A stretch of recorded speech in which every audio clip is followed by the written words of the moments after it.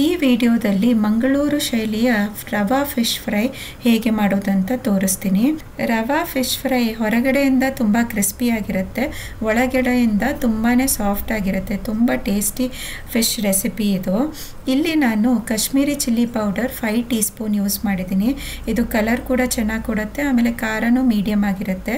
ಅರ್ಧ ಟೀ ಸ್ಪೂನಷ್ಟು ಅರಿಶಿನ ಪೌಡರ್, ರುಚಿಗೆ ತಕ್ಕಷ್ಟು ಉಪ್ಪು, ಆಮೇಲೆ 1 ಟೇಬಲ್ ಸ್ಪೂನಷ್ಟು ginger garlic paste, 1 tea spoon ಕೊತ್ತಂಬರಿ ಪೌಡರ್ನ ಹಾಕಿದ್ದೀನಿ.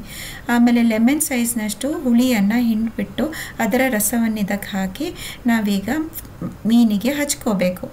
ನಾನಿಲ್ಲಿ ಮಸಾಲೆ ಹಚ್ಚಿಬಿಟ್ಟು 1 ಗಂಟೆಗಳ ಕಾಲ ಮ್ಯಾರಿನೇಷನ್ಗೆ ಇಡ್ತಾ ಇದ್ದೀನಿ.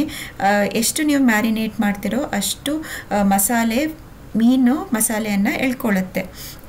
ಈಗ ನಾನು ರವಾ ಫ್ರೈಗೆ ರವಾಗೆ ಸ್ವಲ್ಪ ಉಪ್ಪು ಹಾಕ್ಕೊಂಡು ಸೈಡಲ್ಲಿ ಇಟ್ಟಿದ್ದೀನಿ. ಅದನ್ನು ಈಗ ಸ್ವಲ್ಪ ಎಣ್ಣೆ ಜೊತೆ ಫಿಶನ್ನು ಫ್ರೈ ಮಾಡ್ತಾ ಇದ್ದೀನಿ. ಈ ಥರ ರವಾ ಕೋಟ್ ಮಾಡಿಬಿಟ್ಟು ನೀವು ಫ್ರೈ ಮಾಡಬೇಕು. ನಂತರ ಇಲ್ಲಿ ನಾನು ಮೇಲಿಂದ ಸ್ವಲ್ಪ ಇನ್ನೂ ತೆಂಗಿನೆಣ್ಣೆ ಹಾಕ್ತಾ ಇದ್ದೀನಿ. ತೆಂಗಿನೆಣ್ಣೆಯಲ್ಲಿ ಮೀನು ಫ್ರೈ ಮಾಡಿದರೆ ತುಂಬಾ ಟೇಸ್ಟಿ ಇರುತ್ತೆ. ನೀವು ತೆಂಗಿನೆಣ್ಣೆ ಬಳಸೋದಿಲ್ಲ ಆದರೆ ನೀವು ಬೇರೆ ಎಣ್ಣೆ ಕೂಡ ಹಾಕ್ಕೋಬೋದು.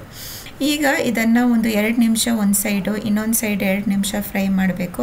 ಆಗ ಕ್ರಿಸ್ಪಿಯಾಗಿ ಹೊರಗಡೆದು ಲೇಯರ್ ಚೆನ್ನಾಗಿ ಕ್ರಿಸ್ಪಿ ಆಗುತ್ತೆ, ಆಮೇಲೆ ಒಳಗಡೆ ತುಂಬಾ ಸಾಫ್ಟಾಗಿ ಬೆಂದಿರುತ್ತೆ. ಈ ಥರ ನೀವು ಈಸಿಯಾಗಿ ಫಿಶ್ ಫ್ರೈಯನ್ನು ಮಾಡ್ಕೋಬೋದು. ನಾನಿಲ್ಲಿ ಪೈಯೆ ಫ್ರೆಶ್ ಅಂತ ಹೇಳ್ತೀವಿ, ಪ್ರಾಚಿ ಅಂತ ಕೂಡ ಹೇಳ್ತಾರೆ, ಈ ಫಿಶನ್ನು ಯೂಸ್ ಮಾಡಿದ್ದೀನಿ. ನೀವು ಯಾವ ಫಿಶ್ಶಿಗೂ ಈ ಮಸಾಲೆಯನ್ನು ಮಾಡಿಕೊಂಡು ಈ ಥರ ಫ್ರೈ ಮಾಡ್ಕೋಬೋದು. ನಿಮಗೆ ಈ ರೆಸಿಪಿ ಇಷ್ಟ ಆದರೆ ನನ್ನ ವಿಡಿಯೋನ ಲೈಕ್ ಮಾಡಲಿಕ್ಕೆ ಮರಿಬೇಡಿ, ಆಮೇಲೆ ಚಾನಲನ್ನು ಸಬ್ಸ್ಕ್ರೈಬ್ ಮಾಡಲಿಕ್ಕೆ ಮರಿಬೇಡಿ. Thank you.